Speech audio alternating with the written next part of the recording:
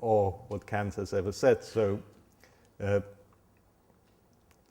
mill we get is the liberal mill. The Kant we get is essentially the part of Kant which is interested in autonomy, and in most cases it has nothing really to do with what Kant said about autonomy, but sort of it's just, well, Kant, autonomy. So we, and of course many moral philosophers find this rather problematic. Of course, we have all found that it's completely possible to publish in bioethics without engagement with later theory. And if you're really looking for theory in sort of the core of bioethics, I think you would find that, well, you could describe theory, you would try to excavate theory, and you would find that there are two very, well, to some extent, strange hybrids. You have one hybrid which you could describe as liberal pragmatic consequentialism. A lot of Americans would say that they were liberal and pragmatic, and a lot of people in the UK and Northern Europe would say that they were liberal and consequentialist, but essentially it comes down to the same kind of theory complex, that you match up some kind of underlying liberal ideas with some kind of consequentialist ideas. Now this has great advantages, because whenever the consequentialist part gives you reasons to restrict the liberties of people to further good consequences, you can refer to the liberal parts and say, no, we can't do that because that's against liberalism.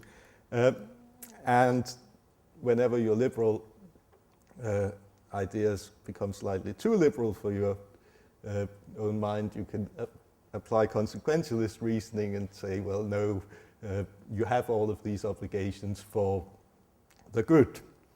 The other sort of opposing hybrid theory is a very strange kind of rights theory, which sort of take rights as primary without ever really sort of getting down to where these come from, or whether we have to commit to an interest conception of rights or choice conception of rights. We just have these for some reason.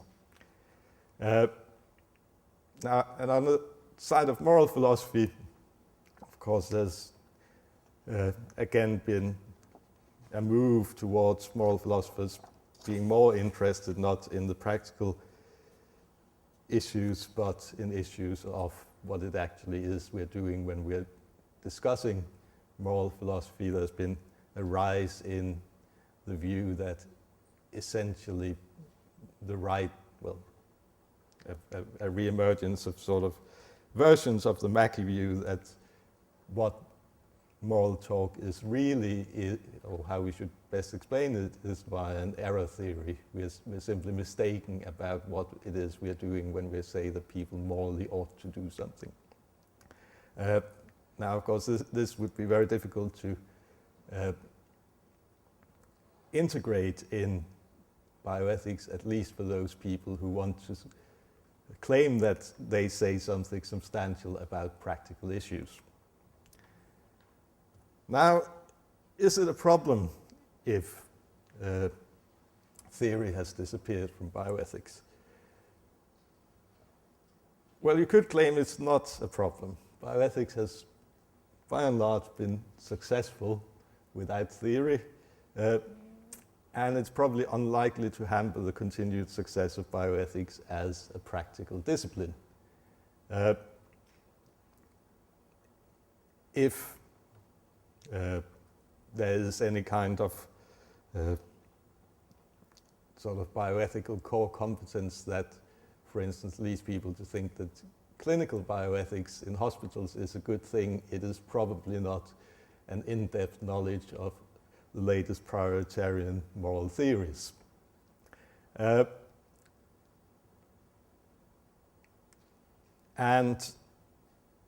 in continuing this line of argument, you might well argue that the success of academic bioethics is more dependent on the success of practical bioethics than it is on theoretical sophistication.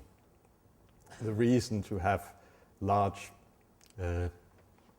or small, as most centers are, centers of bioethics in universities is not mainly their theoretical justification, but the fact that bioethics in society, for various reasons, is seen as an important thing. On the other hand, this lack of commitment to theory could be conceived of as a problem. First of all, of course, because interesting things do happen in moral philosophy and theology. Maybe not in the strict developments of the theories that we had at the start, but if you cast your net slightly wider, you'll find quite interesting things happening. And of course, the other problem is that our bioethical analysis may become impoverished, and we might ourselves forget what commitments we actually take on by using various theory fragments. These theoretical commitments may be lost or forgotten. Now, when I was thinking about this first, the terminology of green shoots was still prominent. It isn't any longer, but I'll use it anyway. Anyway, are the green shoots of theory? Of course, there are a number of new theory developments which, and I put new here in quotation marks because, of course, they're not new. They are developments of things that has happened previously.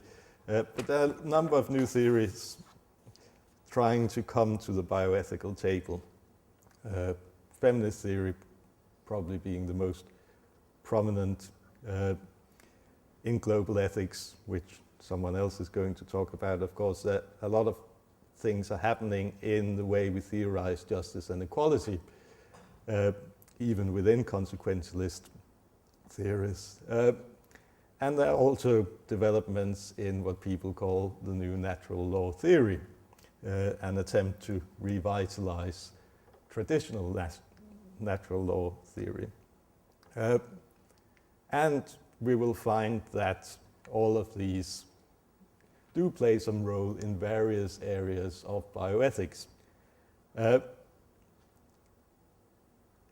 However, I think that there is a risk that they will become incorporated in exactly the same way in bioethics as preference consequentialism has become incorporated, or rights theory, that they'll become incorporated not as moral philosophical theory from which we derive our conclusions, but as theory fragments. A small part of feminist bioethics will become part of the stock arguments of bioethics. A small part of new natural law theory, for instance, that part of its anthropology which is secular, might become part of the stock arguments of certain areas of bioethics,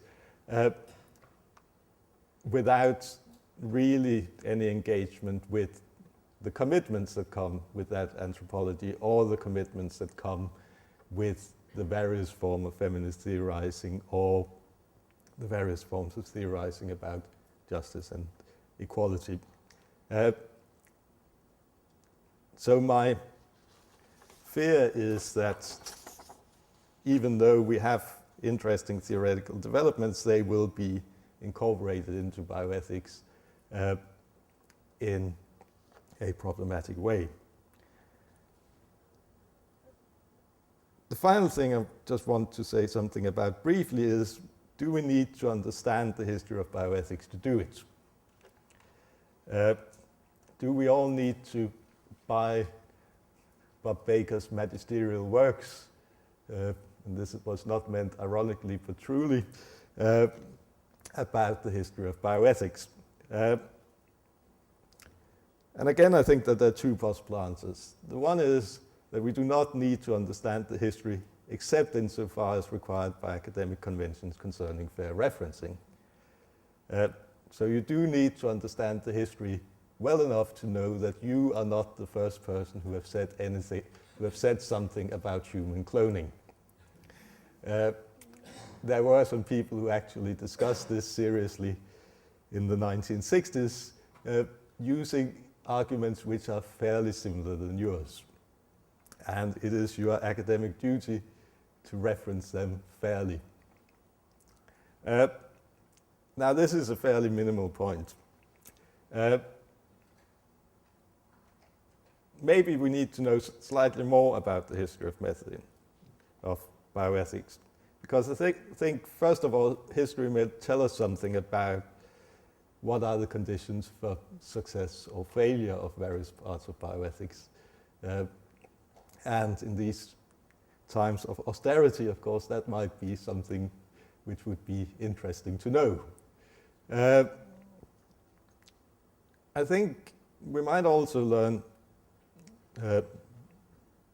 from history a certain humility about our own our own capacities and our own originality. To go back to my forgotten theologians, if you're interested in the ethics of research on children, most of the arguments which are currently current in that debate was put forward in a debate by Paul Ramsey, who was a Protestant theologian, and Richard McCormick, who was a Catholic theologian in the US in the late 1960s and early 1970s. And very little has happened since. So understanding history is probably important for understanding our own place as bioethicists. And this is the point where I realize that I am sounding like a medical doctor who's soon to retire. Thank you.